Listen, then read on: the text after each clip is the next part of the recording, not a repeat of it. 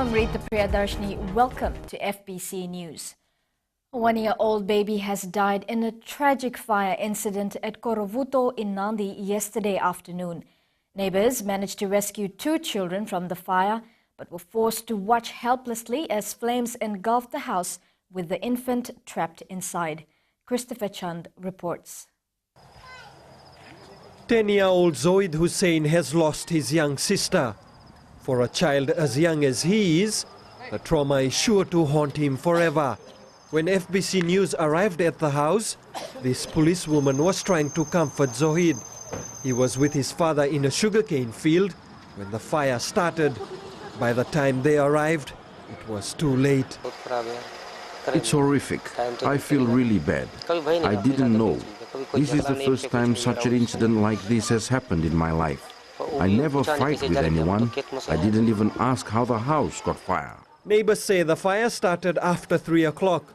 They could hear children screaming for help from inside the house. We couldn't go inside the house.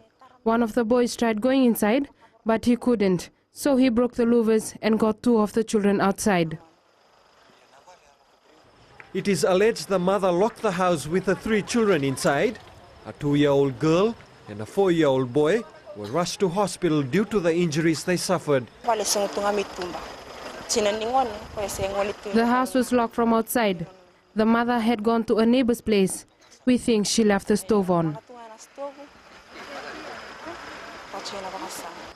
This tragedy surely calls for tougher laws against parents who leave their children unattended. Christopher Chand, FBC News.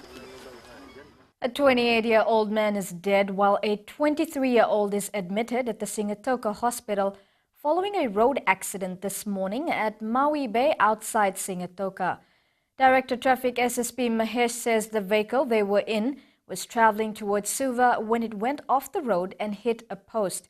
It is suspected the driver was drunk and speeding. The road death toll for this year stands at 31, one less than the same period last year. The Water Authority of Fiji has refuted claims that they're neglecting a waste spillage at their Kinoya treatment plant. Residents of Kuluvuto settlement outside Nandera told FBC News yesterday that waste from the treatment plant has been seeping into their compound for some time, and nothing's been done despite numerous complaints. Roland Karoy with the story. This is what's fast becoming a health hazard for residents here at Kuluvuto. Waste overflowing from the treatment plant and spilling into nearby mangroves and farms. Even houses at this settlement haven't been spared. Residents say they've taken their concerns up with the Water Authority of Fiji, but nothing's being done. These claims have been refuted by the authority. Roland, I'd be really surprised if we haven't taken any action. If it's been lost to us, we will certainly we have certain time frames to deal with these kind of issues. And to do with sewer, we are very concerned if that is happening. But let me assure you, once we get to those complaints of sewer overflows, we send a team there to investigate. Maybe they don't go and work at the exact site where the overflow is happening. They have to go back to the pumps. Ravai agrees that this is a health hazard.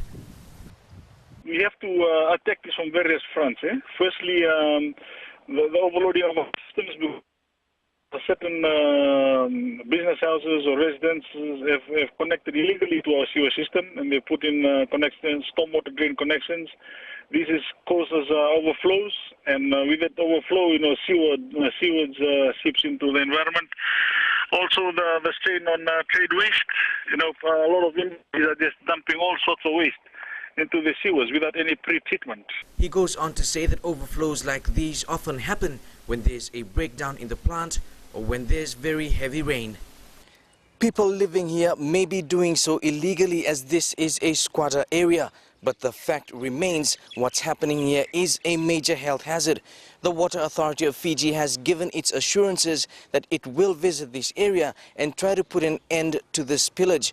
This may take days, weeks or even months, and in that time people here will have no choice but to put up with the stench and the risks that come with it. Roland Karoy, FBC News. Festivities are continuing at Balinambelo in Nanronga as villagers celebrate the resumption of bus services to their area. And they have a good reason to. The last time any bus service Balinambelo was 25 years ago. Apisalome Doka reports. The last bus to service this place was way back in 1987. Villagers claim bus services stopped straight after the Rambuka coup, and ever since then, they have been requesting for assistance. We have put our request to all governments that came into power since 1987, but only the Bainimarama government made the effort to listen to our plea and help us. 87-year-old Semilangai couldn't hold back his emotions, saying his grandchildren will no longer have to walk for miles to get transportation. I thank government for the help. We no longer have to worry about how children will go to school every day. Bus company Coastline Transport Limited says they are happy to provide services to the people of Balinambelo. It is an honor to serve the people of Balinambelo, as they have been without services for the past 25 years. I thank government and the LTA for giving me a license to service this route.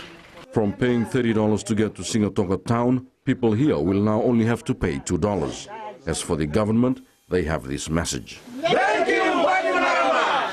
Apisalome Doka, FBC News.